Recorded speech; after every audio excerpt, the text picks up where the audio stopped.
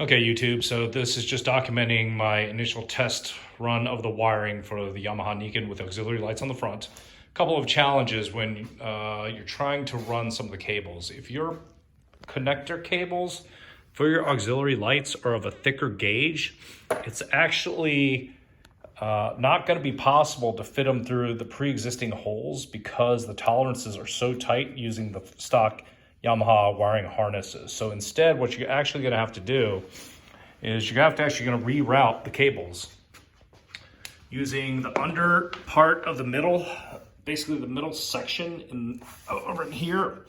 Leverage the exact same cables that have already been tested by Yamaha to basically not interfere with the front suspension. Run that through. That will actually run through here, back behind the trellis frame.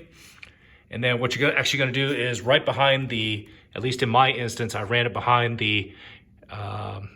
there's like a heat shield here, which I took off. Ran it up through here, leveraged the existing wiring harness up underneath the gas tank, all the way back through to where I've connected to my Arboreal Systems Aurora black box. So by doing it in this way, I was actually able to eliminate the need for a physical mechanical switch and relying on my cell phone app to basically turn on, turn off the lighting.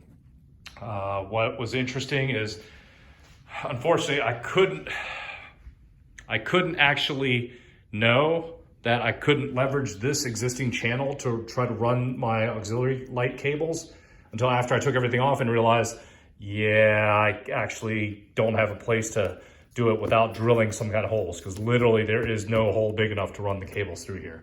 So if you're running a super small auxiliary LED, we're talking really tiny 12, 16 gauge cable.